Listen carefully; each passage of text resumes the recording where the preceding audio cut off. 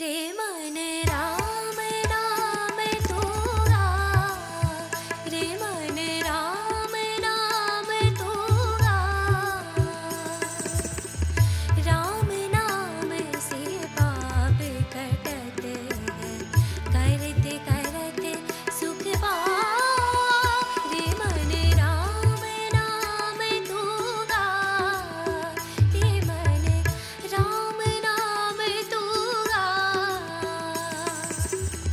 राम नाम से पाप कटत है, करते करते सुख पाओ। रे मन राम नाम तूगा, रे मन राम नाम तूगा।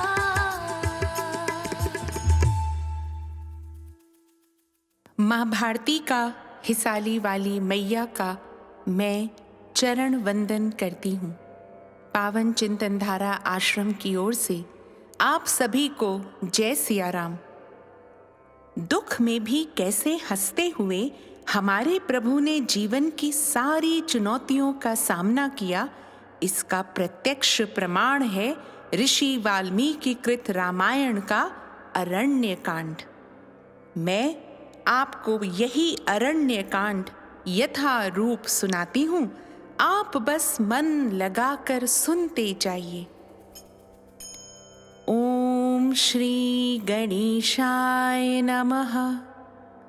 ओम श्री सरस्वते नमः। ओम श्री हनुमते नमः। ओम श्री गुरुवे नमः। श्री सियावर राम शरणागतम्। श्री सीताराम चंद्राभ्यां नमः। 56वां सर्ग। सीता का श्री राम के प्रति अपना अनन्य अनुराग दिखाकर रावण को फटकारना तथा रावण की आज्ञा से राक्षसियों का उन्हें अशोक वाटिका में ले जाकर डराना। रावण के ऐसा कहने पर शोक से कष्ट पाती हुई विदेह राजकुमारी सीता बीच में तिनके की ओट करके उस निशाचर से निर्भय होकर बोली, महाराज दशरथ धर्म के अचल सेतु के समान थे। वे अपनी सत्य प्रतिज्ञता के लिए सर्वत्र विख्यात थे। उनके पुत्र जो रघुकुल भूषण श्री रामचंद्र जी हैं, वे भी अपने धर्मात्मापन के लिए तीनों लोकों में प्रसिद्ध हैं। उनकी भुजाएं लंबी और आंखें बड़ी बड़ी हैं।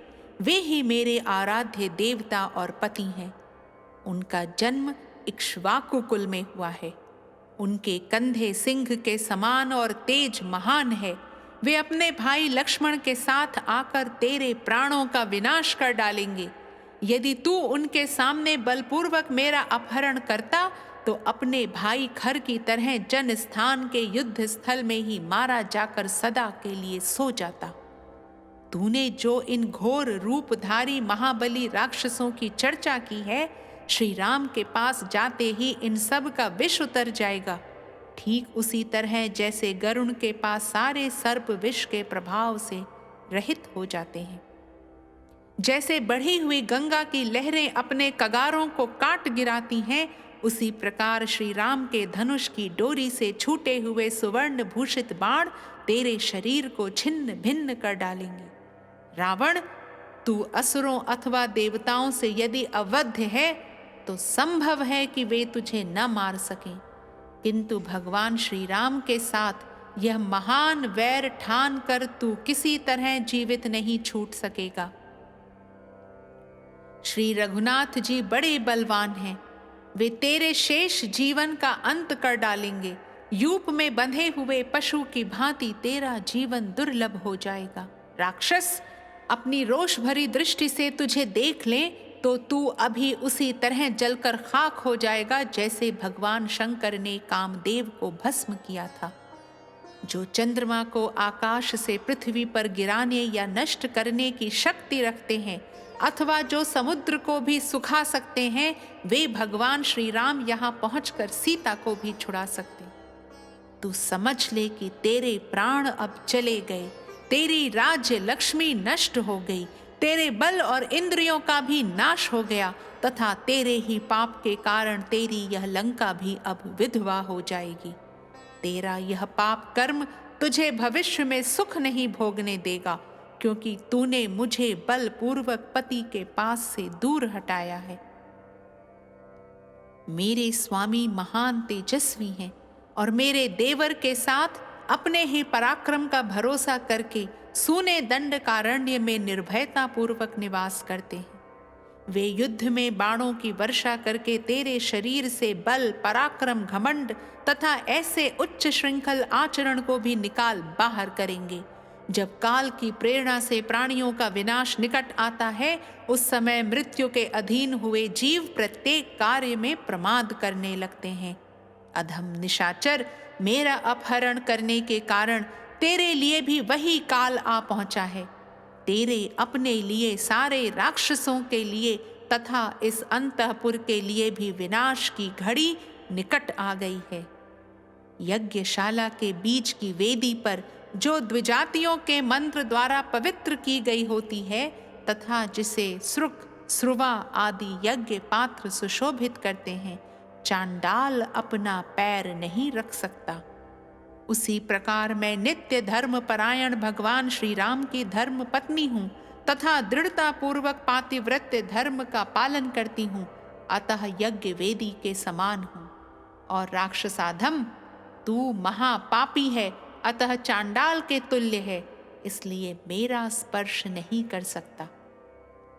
जो सदा कमल के समूहों में राजहंस के साथ क्रीड़ा करती है, वह हंसी तृणों में रहने वाले जलकाक की ओर कैसे दृष्टिपात करेगी। राक्षस, तू इस संज्ञा शून्य जड़ शरीर को बांध कर रख ले या काट डाल। मैं स्वयं ही इस शरीर और जीवन को नहीं रखना चाहती। मैं इस भूतल पर अपने लिए निंदा या कलंक देने वाला कोई कार्य नहीं कर सकती। रावण से क्रोधपूर्वक यह अत्यंत कठोर वचन कहकर विदेह कुमारी जानकी चुप हो गई। वे वहां फिर कुछ नहीं बोली। सीता का वह कठोर वचन रोंगटे खड़े कर देने वाला था। उसे सुनकर रावण ने उनसे भय दिखाने वाली बात कही। मनोहर हास्य वाली भामिनी, मिथिलेश कुमारी, मेरी बात सुन लो। मैं तुम्हें 12 महीने का समय देता हूं। इतने समय में यदि तुम स्वेच्छा पूर्वक मेरे पास नहीं आओगी तो मेरे रसोइये सवेरे का कलेवा तैयार करने के लिए तुम्हारे शरीर के टुकड़े टुकड़े कर डालेंगे। सीता से ऐसी कठोर बात कहकर शत्रुओं को रुलाने वाला रावण कुपित हो राक्षसियों से इस प्रकार बोला। अपने विकराल रूप के कारण भयंकर दिखाई देने वाली तथा रक्त मांस का आहार करने वाली राक्षसियों, तुम लोग शीघ्र ही इस सीता का अहंकार दूर करो। रावण के इतना कहते ही वे भयंकर दिखाई देने वाली अत्यंत घोर राक्षसियां हाथ जोड़े मैथिली को चारों ओर से घेर कर खड़ी हो गईं। तब राजा रावण अपने पैरों के धमाके से पृथ्वी को विदीर्ण करता हुआ सा 2-4 पग चलकर उन भयानक राक्षसियों से बोला, निशाचरियों, तुम लोग मिथिलेश कुमारी सीता को अशोक वाटिका में ले जाओ और चारों ओर से घेर कर वहां गूढ़ भाव से इसकी रक्षा करती रहो। वहां पहले तो भयंकर गर्जन तर्जन करके इसे डराना, फिर मीठे मीठे वचनों से समझा बुझाकर जंगल की हथनी की भांति इस मिथिलेश कुमारी को तुम सब लोग वश में लाने की चेष्टा करना। रावण के इस प्रकार आदेश देने पर वे राक्षसियां मैथिली को साथ लेकर अशोक वाटिका में चली गईं। वह वाटिका समस्त कामनाओं को फल रूप में प्रदान करने वाले कल्प वृक्षों तथा भांति भांति के फल फूल वाले दूसरे दूसरे वृक्षों से भी भरी थी तथा हर समय मदमत्त रहने वाले पक्षी उसमें निवास करते थे। परंतु वहां जाने पर मिथिलेश कुमारी जानकी के अंग अंग में शोक व्याप्त हो गया। राक्षसियों के वश में पड़कर उनकी दशा बाघिनों के बीच में घिरी हुई हरिणी के समान हो गई थी। महान शोक से ग्रस्त हुई मिथिलेश नंदिनी जानकी जाल में फंसी हुई मृगी के समान भयभीत हो क्षण भर के लिए भी चैन नहीं पाती थी। विकराल रूप और नेत्रों वाली राक्षसियों की अत्यंत डांट फटकार सुनने के कारण मिथिलेश कुमारी सीता को वहां शांति नहीं मिली। वे भय और शोक से पीड़ित हो प्रियतम पति और देवर का स्मरण करती हुई अचेत सी हो गई। इस प्रकार श्री वाल्मीकि निर्मित आर्ष रामायण आदि काव्य के अरण्य कांड में 56वां सर्ग पूरा हुआ।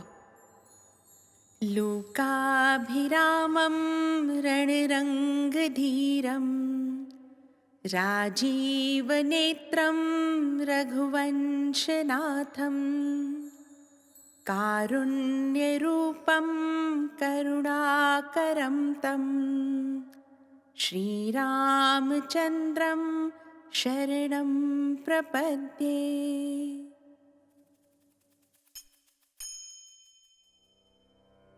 प्रक्षिप्त सर्ग। इसे प्रक्षिप्त इसलिए कहा गया है क्योंकि इस पर संस्कृत टीकाएं उपलब्ध नहीं है, यानी कि इसका आधार नहीं पता है। ब्रह्मा जी की आज्ञा से देवराज इंद्र का निद्रा सहित लंका में जाकर सीता को दिव्य खीर अर्पित करना और उनसे विदा लेकर लौटना। जब सीता का लंका में प्रवेश हो गया तब पितामह ब्रह्मा जी ने संतुष्ट हुए देवराज इंद्र से इस प्रकार कहा, देवराज, तीनों लोकों के हित और राक्षसों के विनाश के लिए दुर्मात्मा रावण ने सीता को लंका में पहुंचा दिया। पतिव्रता महाभागा जानकी सदा सुख में ही पली हैं। इस समय वे अपने पति के दर्शन से वंचित हो गई हैं और राक्षसियों से घिरी रहने के कारण सदा उन्हीं को अपने सामने देखती हैं। उनके हृदय में अपने पति के दर्शन की तीव्र लालसा बनी हुई है। लंकापुरी समुद्र के तट पर बसी हुई है। वहां रहती हुई सती साध्वी सीता का पता श्री रामचंद्र जी को कैसे लगेगा? सीता दुख के साथ नाना प्रकार की चिंताओं में डूबी रहती हैं। पति के लिए इस समय वे अत्यंत दुर्लभ हो गई हैं। प्राण यात्रा भोजन नहीं करती हैं, अतः ऐसी दशा में निसंदेह वे अपने प्राणों का परित्याग कर देंगी।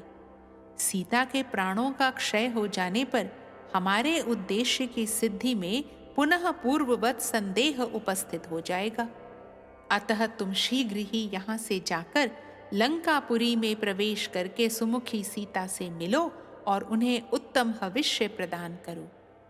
ब्रह्मा जी के ऐसा कहने पर पाक शासन भगवान इंद्र निद्रा को साथ लेकर रावण द्वारा पालित लंकापुरी में आए। वहां आकर इंद्र ने निद्रा से कहा, तुम राक्षसों को मोहित करो। इंद्र से ऐसी आज्ञा पाकर देवी निद्रा बहुत प्रसन्न हुई। देवताओं का कार्य सिद्ध करने के लिए उन्होंने राक्षसों को मोह निद्रा में डाल दिया। इसी बीच में सहस्त्र नेत्रधारी शचीपति देवराज इंद्र अशोक वाटिका में बैठी हुई सीता के पास गए और इस प्रकार बोले, पवित्र मुस्कान वाली देवी, आपका भला हो। मैं देवराज इंद्र यहाँ आपके पास आया हूँ। जनक किशोरी, मैं आपके उद्धार कार्य की सिद्धि के लिए महात्मा श्री रघुनाथ जी की सहायता करूंगा, अतः आप शोक न करें। वे मेरे प्रसाद से बड़ी भारी सेना के साथ समुद्र को पार करेंगे। शुभे, मैंने ही यहाँ इन राक्षसियों को अपनी माया से मोहित किया है। विदेह नंदिनी सीते, इसलिए मैं स्वयं ही यह भोजन, यह हविष्यान्न लेकर निद्रा के साथ तुम्हारे पास आया हूँ।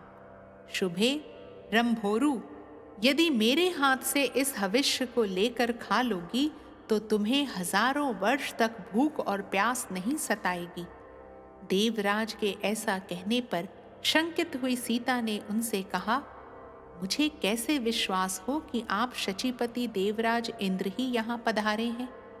देवेंद्र, मैंने श्री राम और लक्ष्मण के समीप देवताओं के लक्षण अपनी आंखों देखे हैं। यदि आप साक्षात देवराज हैं तो उन लक्षणों को दिखाइए।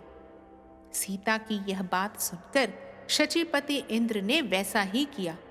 उन्होंने अपने पैरों से पृथ्वी का स्पर्श नहीं किया, आकाश में निराधार खड़े रहे। उनकी आंखों की पलकें नहीं गिरती थीं। उन्होंने जो वस्त्र धारण किया था उस पर धूल का स्पर्श नहीं होता था। उनके कंठ में जो पुष्पमाला थी उसके पुष्प कुम्भलाते नहीं थे। देवोचित लक्षणों से इंद्र को पहचान कर सीता बहुत प्रसन्न हुई। वे भगवान श्री राम के लिए रोती हुई बोली, भगवन, सौभाग्य की बात है कि आज भाई सहित महाबाहु श्री राम का नाम मेरे कानों में पड़ा है। मेरे लिए जैसे मेरे श्वशुर महाराज दशरथ तथा पिता मिथिला नरेश जनक हैं, उसी रूप में मैं आज आपको देखती हूँ। मेरे पति आपके द्वारा सनाथ हैं। देवेंद्र, आपकी आज्ञा से मैं यह पायस रूप हविष्य, दूध की बनी हुई खीर जिसे आपने दिया है, खाऊंगी। यह रघुकुल की वृद्धि करने वाला हो। इंद्र के हाथ से उस खीर को लेकर उन पवित्र मुस्कान वाली मैथिली ने मन ही मन पहले उसे अपने स्वामी श्री राम और देवर लक्ष्मण को निवेदन किया और इस प्रकार कहा, यदि मेरे महाबली स्वामी अपने भाई के साथ जीवित हैं तो यह भक्ति भाव से उन दोनों के लिए समर्पित है। इतना कहने के पश्चात उन्होंने स्वयं उस खीर को खाया। इस प्रकार उस हविष्य को खाकर सुंदर मुख वाली जानकी ने भूख प्यास के कष्ट को त्याग दिया और इंद्र के मुख से श्री राम तथा लक्ष्मण का समाचार पाकर वे जनक नंदिनी मन ही मन बहुत प्रसन्न हुई। तब निद्रा सहित महात्मा देवराज इंद्र भी प्रसन्न हो सीता से विदा लेकर श्री रामचंद्र जी के कार्य की सिद्धि के लिए अपने निवास स्थान देवलोक को चले गए। इस प्रकार श्री वाल्मीकि निर्मित आर्ष रामायण आदि काव्य के अरण्य कांड में प्रक्षिप्त सर्ग पूरा हुआ। लोकाभिरामं रणरङ्गधीरं राजीवनेत्रं रघुवंशनाथं कारुण्यरूपं करुणाकरं तं श्रीरामचन्द्रं शरणं प्रपद्ये।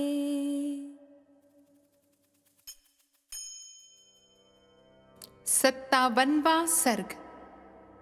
श्री राम का लौटना, मार्ग में अपशकुन देखकर चिंतित होना तथा लक्ष्मण से मिलने पर उन्हें उलाहना दे सीता पर संकट आने की आशंका करना।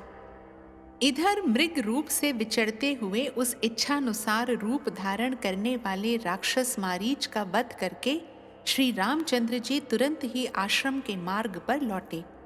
वे सीता को देखने के लिए जल्दी जल्दी पैर बढ़ाते हुए आ रहे थे।